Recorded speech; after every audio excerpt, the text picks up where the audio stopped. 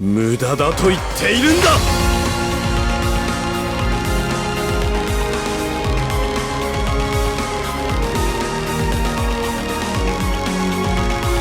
ここが貴様らの終焉だ。絶望の淵に沈む。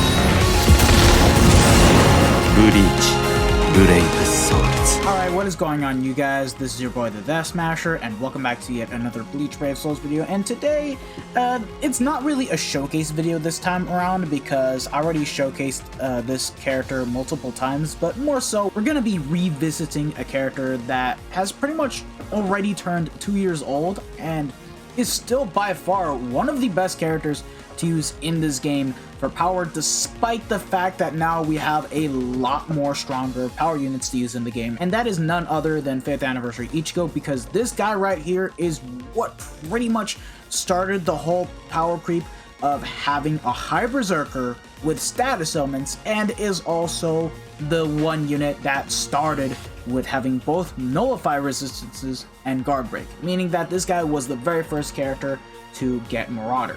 Now, of course, if we were to, take a look at all the other power characters that we have in the game, Ichigo has dual killers such as Holo and Arrancar killer, and it's actually been a good bit since then, and we have gotten a lot of really strong power characters that just completely overpower this unit as a whole, but did not really replace him as an actual unit just yet, because let's just go ahead and take a look at all the Arrancar killers that we had after him. After him, we got the likes of Mummy Rukia, which in terms of dishing out damage was definitely better than 5th Anniversary Ichigo. However, she wasn't the ideal unit for the likes of Extreme Co-op because she did not get Marauder, and of course she also did not get Guard Break either, so you can still use this character just fine in IT, but like she just wouldn't be able to do the most consistent damage without basically having to ignore enemies with melee guard, especially when being taken outside of Arrancar IT in this case right here. But since then, we did get a bit more in terms of Arrancar killers, obviously not counting Ginjao and Nanao. Bruno basically was the contender with Ichigo, and he definitely was a lot better in terms of being a walking soul bomb because he did get Bombardment, Soul Reaper, and Arrancar killer for that matter of fact, and also had weakening on everything. And the thing that had Bruno on edge with Ichigo was the fact that he just had a slightly better and more faster kit than Ichigo, whereas Ichigo just had a lot more DPS in all of his strong attacks compared to Bruno, because the only thing that Bruno really had over Ichigo was the Soul Bomb, but in terms of the damage, Ichigo still just had it over him as a whole. And then, yeah, that's basically the only character that is literally worth mentioning. Rengiku's actually a really close second, but the kit isn't really all that crazy good despite having similar multipliers to Ichigo, and of course having increased status element chance against Arrancar mobs in this case right here. But being a seasonal character, you were pretty much bound to not get too many dupes of this character unless she comes back in certain banners and you guys for whatever reason decide to summon on her. And lastly, for Holo killers, this is literally the area where Ichigo stayed dominant the most just because of how future-proofed he was, because all the other Holo killers that came after him besides Yamamoto were just good, but never as good as Ichigo in this case. Like, Yoruichi was definitely a really nice Holo killer, but her having only 20% Berserker with Burn wasn't the best. Kokuto, funny enough, same exact kit as Yoruichi, but had weakening on everything, and of course only a 20% Berserker. Baragan was a nice, decent pick, but he wasn't really the greatest in terms of being one of the best power Holo killers. He was just a decent character, but like nowhere near competing the likes of 5th Anniversary Ichigo, and that is when Yamamoto completely took over his place in terms of being one of the best power characters that we have in the game, and of course being the best power Holo killer as a whole. And ever since after 5th Anniversary Ichigo, we also had plenty of good power characters. The ones that are definitely worth mentioning are going to be the Spirits Are Forever With You Kisuke and Kenpachi right here. Now Kisuke, on the other hand, he definitely did not have the same value as 5th Anniversary Ichigo, and was just basically a really damn insane good character to have if you literally got shafted trying to pull for Bruno and didn't pull him, but then got this character from Spirits Are Forever With You round 3, basically being a good 3 weeks plus later after Bruno came out. And as a character, he definitely was doing a lot more damage than both Ichigo and Bruno, but the main drawback that this character had was basically just the SA1,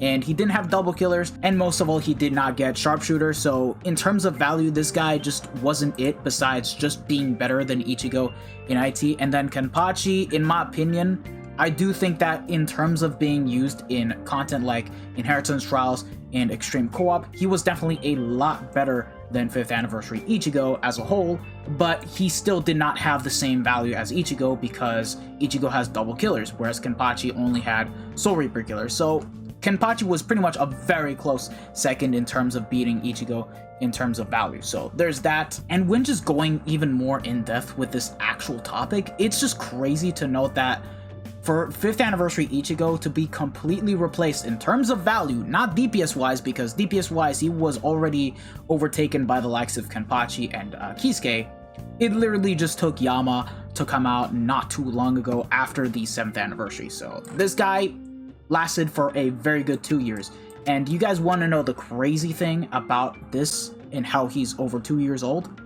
He still is one of the top 10 best power characters that you can still use in the game, and will help you out in just about every single content in the game, whether it be guild quests, extreme co-op, inheritance trials, you guys will name it, this guy will still be very good to use, especially if you still do not have the likes of Yamamoto and Kenpachi for that matter of fact. He's still definitely one of the top 5 best power characters that you can still use to this day right now, and if you guys still use this character, there's literally nothing to be ashamed of, because just taking a look back at everything that he had, again, he had the double killers, he was the very first ever unit to get such a high berserker with status elements, and on top of that, he just had a really damn good kit. Now granted, his SA1 wasn't the best because it was a lunge, and nowadays lunges are pretty much outdated and have been replaced by better lunges, or even per se a 40% shave attack, or even beams in that matter of fact, but he still had the 960 in front,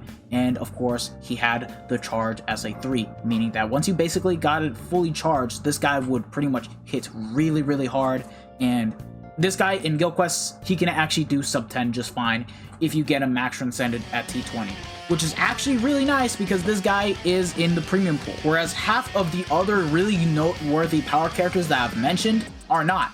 So either way, this character still holds his place as by far one of the most valued premium characters that we have in the game. It's just that, again, he doesn't have bombardment, so only a devastation of 40%, no immunities. He still does have havoc at 20%, and of course he does have marauder, as you guys can see right here. The hit underground enemies, it's literally because of the Zeta Pull. So I figure, why not just go ahead and run him into Inheritance Zone once again and just showcase him for the last time. And I'm only going to be doing one build, so yeah. If you guys want a complete showcase of the character, I already have a max transcended T20 character showcase of him, link in the description down below. Here we do have Arrancars, but again, you guys will basically be able to see the raw damage that he does. Keep in mind, my Ichigo is max transcended at T20, so if you guys have him at 1/5, the damage difference is basically going to be massive. But this is just to showcase that this character aged like fine wine, and I still don't see this character literally falling off of the top 10s anytime soon, because that's just how future-proof this character was. It's not like Byakuya, where unfortunately he already had problems later on, whereas with Ichigo, he's just fine. Like, he's definitely not one of the strongest characters anymore, but seeing what he can still do to this day and age, it's crazy.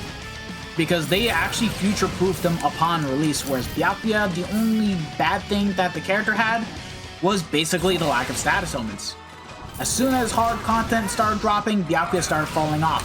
Whereas Ichigo, he hasn't fallen off one bit. He's definitely not the best power character in the game anymore, I'll say that much, but where he stands in terms of the value and damage definitely is not bad whatsoever. You can still clear content with this character.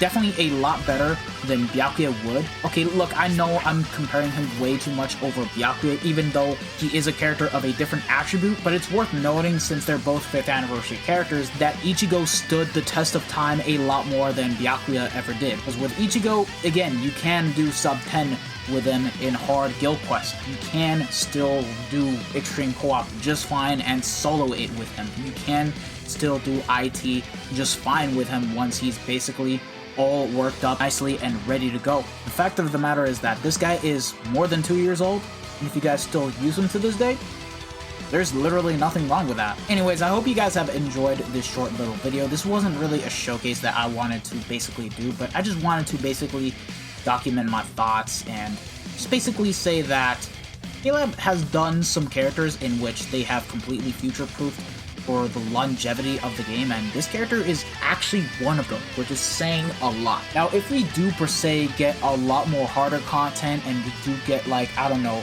T30 and get even more bonus abilities and harder raids and a lot more harder content in the game, that can be subject to change. But with the fact that Ichigo has been out even before the release of T20 bonus abilities, even before the coming of Inheritance Trials, and even before the implementation of hard guild quests, arena, and even more HP being implemented for awakened epic raids, this character stood the test of time just fine. More than any other character that I have seen come out into the game, because I want to know from you guys, who do you guys think stood the test of time in terms of being top 10 of the best characters in the game for their own respective attributes? And I'm not including flurry characters, I'm more so including the SP based characters, because who else do you guys think that comes into mind that still really holds up nicely to this day,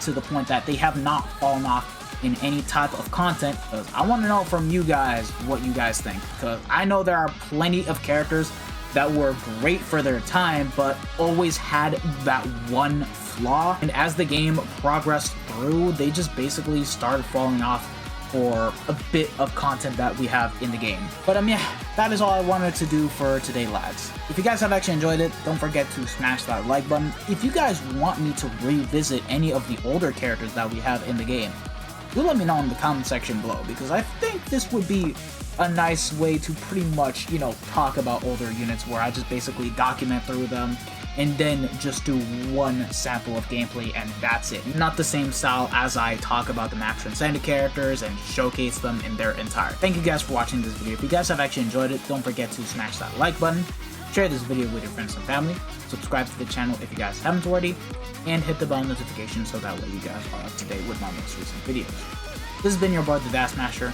and I'll see you guys all in the next one. Take care, lads. Peace out.